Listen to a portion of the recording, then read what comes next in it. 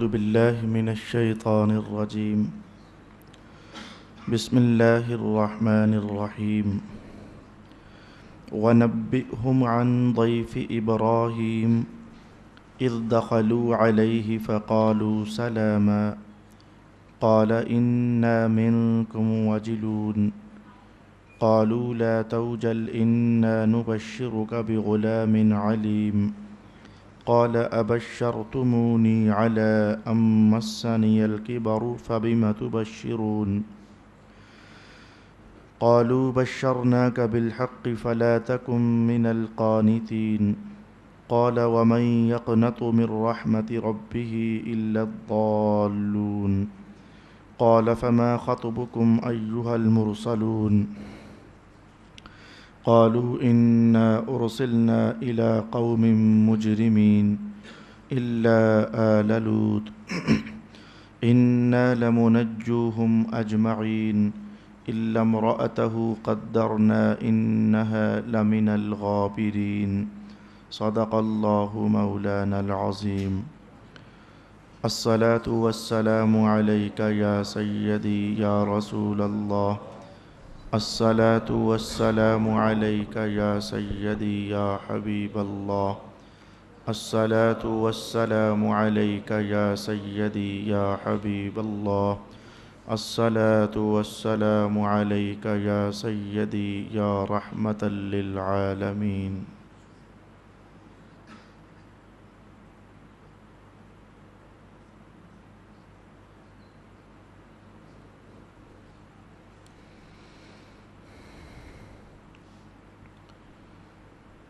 اور انہیں ابراہیم کے مہمانوں کا حال سنائیے۔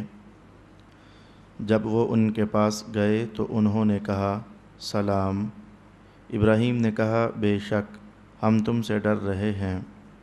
انہوں نے کہا آپ ڈرے نہیں، بے شک ہم آپ کو علم والے بیٹے کی بشارت دے رہے ہیں۔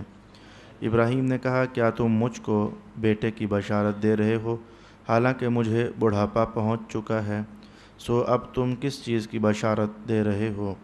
انہوں نے کہا ہم نے آپ کو برحق بشارت دی ہے، سو آپ مایوس ہونے والوں میں سے نہ ہوں۔ ابراہیم نے کہا اپنے رب کی رحمت سے تو صرف گمراہ لوگ مایوس ہوتے ہیں۔ ابراہیم نے پوچھا اے فرشتوں تمہیں اور کیا کام ہے؟ انہوں نے کہا بے شک ہم مجرم قوم کی طرف بھیجے گئے ہیں، آل لوط کے سوا بے شک ہم ان سب کو بچا لیں گے سوا اس کی بیوی کے، بے شک ہم فیصلہ کر چکے ہیں کہ بلا شبہ وہ عذاب میں باقی رہ جانے والوں میں سے ہے۔ صدق اللہ مولانا العظیم۔ برادران دین و ملت، گزشتہ نشست میں ہم نے یہ دیکھا کہ اللہ تعالیٰ نے ارشاد فرمایا کہ متقین لوگ جنتوں میں داخل کیے جائیں گے۔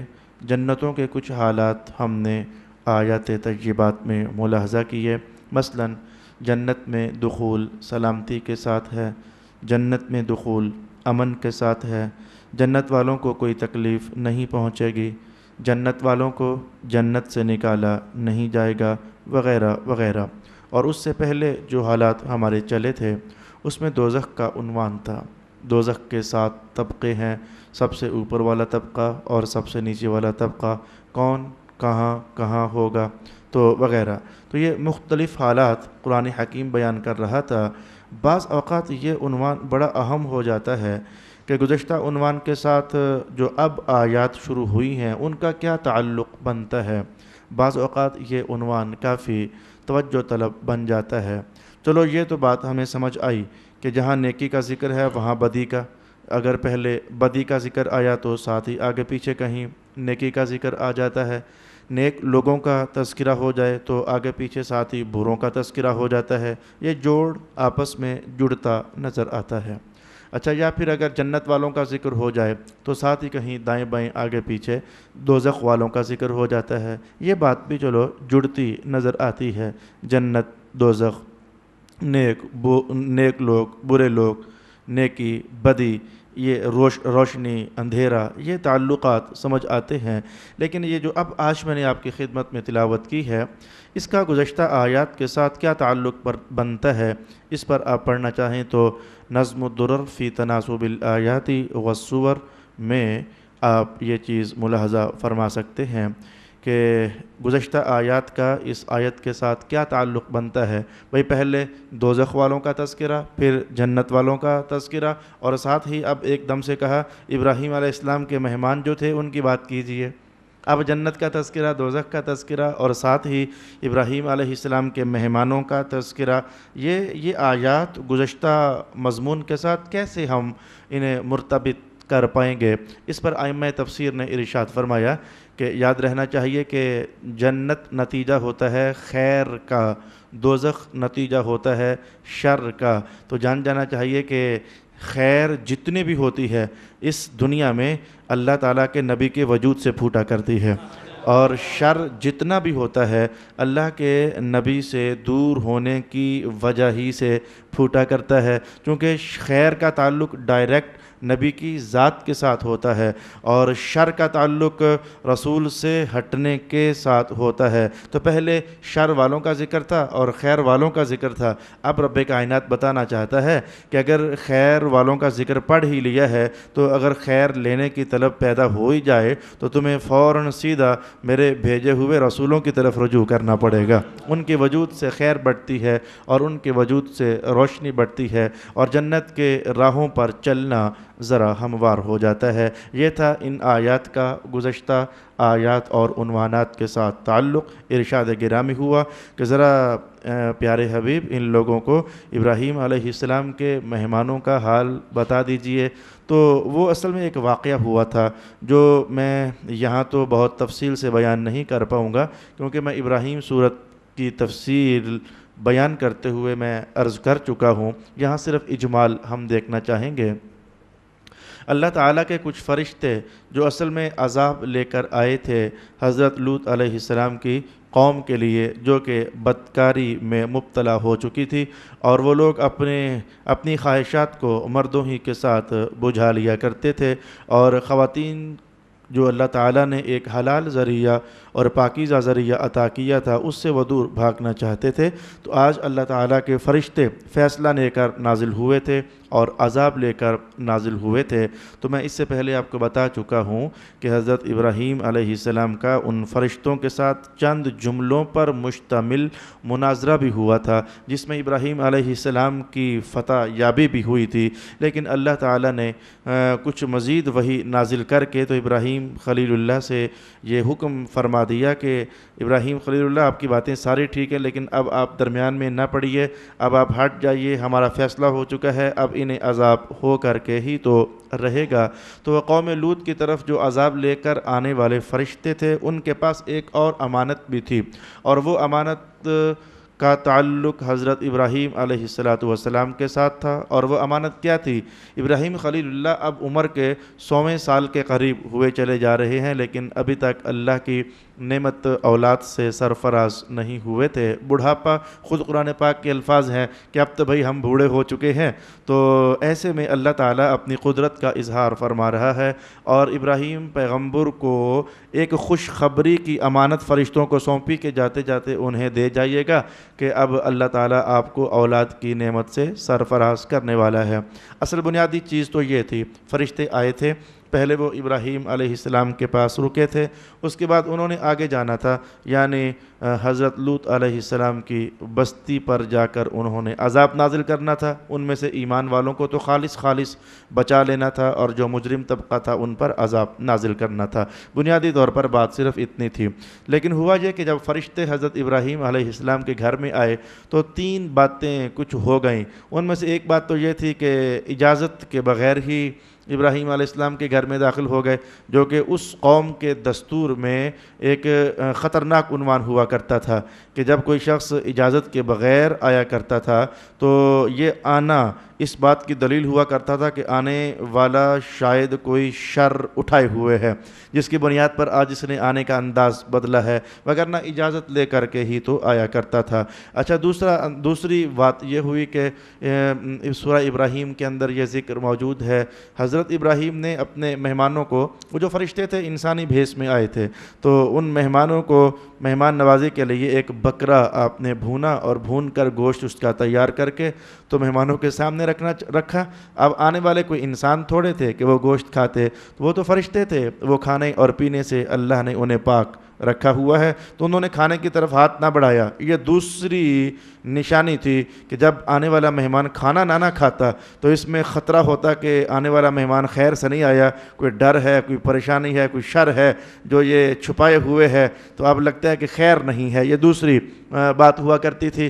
تو تیسری بات یہ بھی ائمہ تفسیر نے ارشاد فرمائی کہ مہمانوں کے آنے کے بھی اوقات ہوا کرتے تھے، شام سے پہلے آ جانا ہے، یا پھر جس وقت کو آج ہم عشاء کہتے ہیں اس وقت سے پہلے آ جانا ہے۔ تو اگر کوئی مہمان رات گئے آتا تو یہ بھی کوئی خوشی کی خبر اس میں نہ ہوتی، کوئی خطرہ ہوتا کہ یہ مہمان جو اتنا لیٹ آیا ہے۔ میں کہوں گا یہ چیز تو آج ہمارے ہاں بھی دیکھی جا سکتی ہے کہ اگر رات کو 12-1 بجے کوئی آپ کا دروازہ کھٹکا دے اور عام طور پر وہ اس وقت میں نہ آیا ہو تو آپ ملتے ہی پہلا سوال، او یار خیر ہے، یہ پہلا سوال آپ کرتے ہو کہ یار اس ٹائم آئے ہو، خیر تو ہے۔ تو بے وقت گویا آنا، یہ اس میں اشارہ ہوتا ہے کہ لگتا ہے کہ کچھ خیر نہیں ہے۔ یہ 3 کچھ معاملات ہو گئے۔ تو ابراہیم علیہ السلام کے جب مہمان آئے، اب جو باتیں آپس میں ہوئیں، آئیے ذرا ہم ان باتوں کو ملاحظہ کر لیتے ہیں۔ فقالوا سلاما، کہنے لگے السلام علیکم۔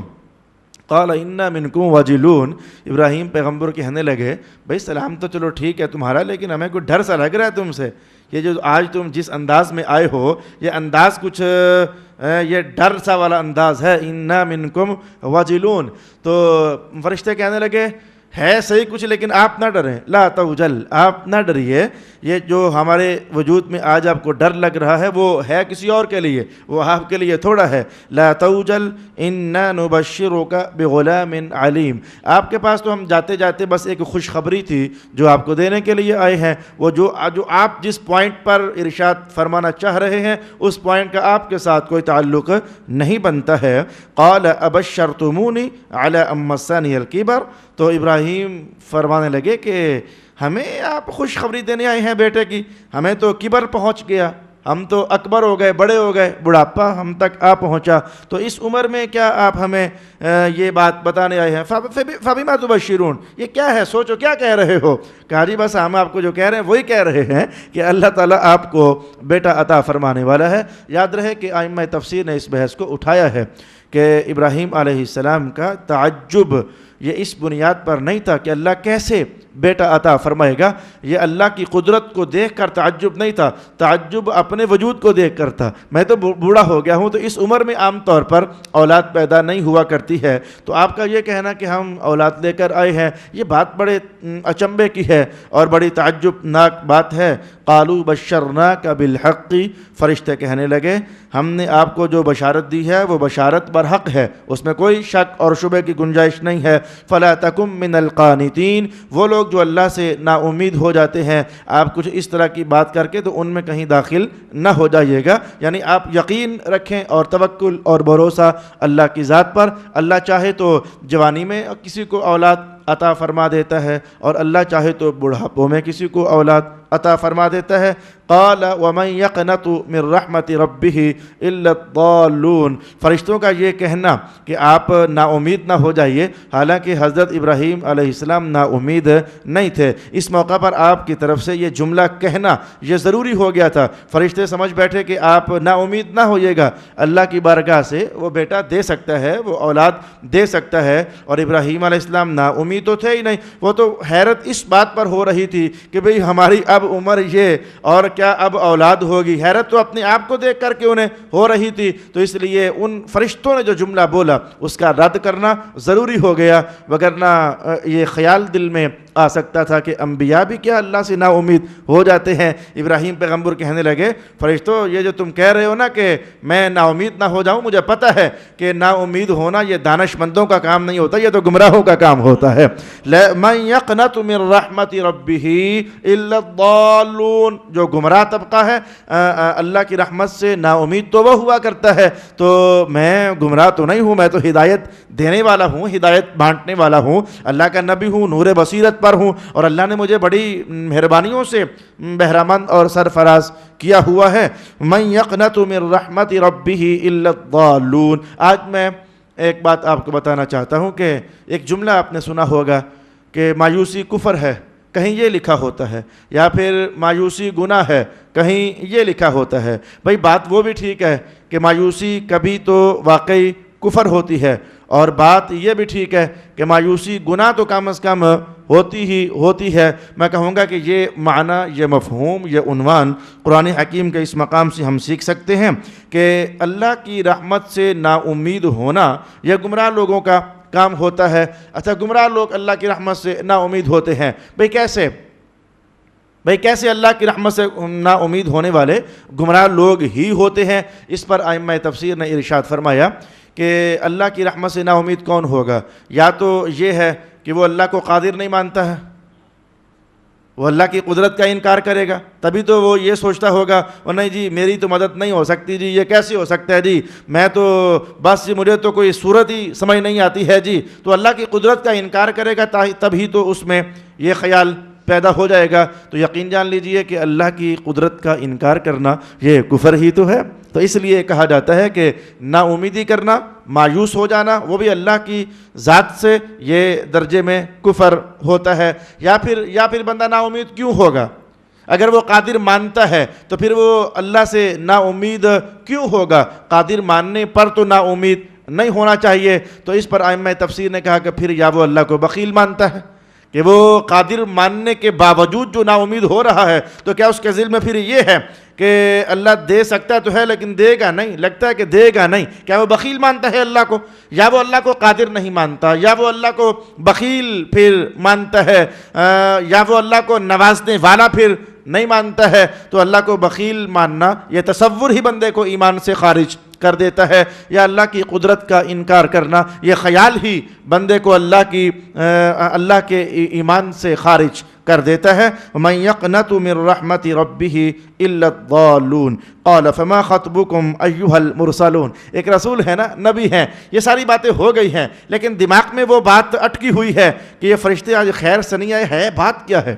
وہ بات دل میں اٹکی ہوئی ہے کہ یہ آج نہ انہوں نے کھانا کھایا ہے، نہ یہ اجازت لے کر آئے ہیں، اور آئے بھی بڑے اوپرے سے وقت میں ہیں، یوں آنا یہ تو خیر کی نشانی نہیں ہوتا۔ ابراہیم علیہ السلام بول ہی پڑے، آخر یہ سوال آپ نے کر ہی لیا، کہنے لگے کہ یہ خوشخبری ہی دینے آئے تھے یا کوئی اور کام بھی ہے؟ فما خطبکم ایھا المرسلون، یہ خوشخبری ہی دینے آئے تھے یا کوئی اور کام بھی ہے؟ خطب، اچھا یہ لفظ میں بتانا چاہتا ہوں، خطب، یہ خطب کیا ہوتا ہے؟ کوئی بڑا کام واقعہ ہونا ہو، خواہ اچھا یا برا، جو کام عام کاموں سے ذرا بڑے درجے کا ہو۔ میں اچھائی کی مثال بھی لے لو اور برائی کی مثال بھی لے لو۔ بھئی اچھائی کی مثال آپ لے لیجئے، جو کام ذرا معمول سے ہٹ کر ہو اور ذرا بڑے درجے کا ہو، اسے بھی خطب کہتے ہیں، اور جو کام معمول سے ہٹ کر ہو اور برا ہو لیکن ذرا بڑے درجے کا ہو، اسے بھی عربی زبان میں خطب کہا جاتا ہے۔ اچھائی کی مثال مثلاً آپ لے لیجئے، آپ جمعہ پڑھنے کے لیے آتے ہو تو وہ جو خطیب آپ کو سناتا ہے وہ خطبہ ہوتا ہے، وہ خطب ہی سے بنا ہے۔ بھئی وہ جو خطبہ ہے وہ بہت بڑا کام ہے، وہ 7 دنوں کی مصروفیات میں دیکھو تو نظر شاید نہ آئے، وہ اسی دن آپ کو نظر آئے گا، اور وہ بڑا اس لیے ہوتا ہے کہ وہ مذہب کا پیغام ہوتا ہے، رسول اللہ کی حدیثوں پر مشتمل ایک کلام ہوتا ہے، تو مذہب کا پیغام بڑا ہی تو ہوتا ہے، معمول سے بھی ہٹ کر ہے بھی اچھا اور ہے بھی بڑا کام، تو اس بڑے کام کو پھر عربی زبان میں خطبہ کہہ دیا جاتا ہے۔ اور جو شخص یہ بڑا کام کرتا ہے اسے عربی میں خطیب کہہ دیا جاتا ہے یہ تمہارے شادیوں کے موقع پر خطبہ، بھئی وہ خطبہ ایک شادی، بھئی شادی ایک بڑا کام ہے، یہ دو خاندانوں کا ملنا ہے اور ایک نئی زندگی کا گویا آغاز ہے، ایک نئی نسل کی یہ داغ بیل ڈالی جا رہی ہے، تو یہ ایک بڑا کام ہے۔ تو وہاں پر جو خطبہ پڑھا جاتا ہے، جو کلام تلاوت کیا جاتا ہے، اس کا نام خطبہ ڈال دیا جاتا ہے۔ ایسے ہی میں آپ سے کہوں کہ برائی کی طرف آپ دیکھ لیجئے، میں دور حاضر کی مثال میں آپ سے کہوں کہ کوئی بڑا کام ہو، کوئی عظیم الشان کام ہو، بھلے ہو وہ برا، لیکن اس کے لیے خطب کا لفظ استعمال کر لیا جاتا ہے۔ اس کی مثال یہ بم بلاسٹ کر دینا، یا پھر یہ دھماکہ کر دینا، یا پھر دہشت گردی میں کئی مسلمانوں کو تہو بالا کر دینا اور انہیں موت کے گھاٹ اتار دینا، یہ کام خطب کام ہوگا، یعنی بہت بڑا کام ہوگا۔ میں کہوں گا قرآن حکیم کے الفاظ میں یہ اشارہ آپ سمجھ سکتے ہو۔ ابراہیم علیہ السلام نے کہا فما خطبکم، یہ جو تمہارا آنا ہے نا اس طرح، یہ کوئی مناسب نہیں ہے، یہ خیر والا پہلو اس میں نظر نہیں آتا، کیونکہ خیر نہیں تھی نا، ہے بھی کوئی بڑا سا کام اور خیر بھی نظر نہیں آتی۔ ابراہیم نے کہا خطبکم، وہ کوئی اور بھی کام تمہیں ہے، یہ کوئی اور کام، یہ ترجمہ میں کر رہا ہوں مجبوراً، وگرنہ لفظ خطب کا جو معنی ہے میں نے بتا دیا، لیکن ترجمہ کے اندر وہ معنی واضح ہو نہیں سک رہا۔ آپ کہنے لگے اے فرشتوں تمہیں اور کیا کام ہے؟ اب جو اصل وہ بڑا کام تھا نا، فرشتوں نے اسے بیان کر ہی دیا۔ قالوا انا ارسلنا الی قوم مجرمین، ابراہیم پیغمبر اصل بات یہ ہے کہ ہم ایک مجرم قوم کی طرف بھیجے گئے ہیں، تو اس مجرم قوم پر آج اللہ کا عذاب آنا ہے۔ الا آل لوط، البتہ جو حضرت لوط علیہ السلام کی آل ہے، ان پر ایمان لانے والے لوگ ہیں، انہیں تو ہم بچا لیں گے۔ ہاں البتہ جو لوط علیہ السلام کی بیوی ہے وہ بھی چونکہ مجرموں میں سے ایک ہے، تو آج نہ قوم بچے گی اور نہ ہی لوط علیہ السلام کی بیوی بچے گی، یہ سارے مجرم طبقے کے لوگ ہیں۔ البتہ جو ان پر ایمان لانے والے ہیں تو اللہ تعالیٰ انہیں ضرور نجات عطا فرمانے والا ہے۔ الا امرأتہ قدرنا انہا لمن الغابرین، سوائے لوط علیہ السلام کی بیوی کے، بے شک ہم فیصلہ کر چکے ہیں کہ بلا شبہ وہ عذاب میں باقی رہ جانے والوں میں سے ہے۔ وآخر دعوانا ان الحمد للہ رب العالمین۔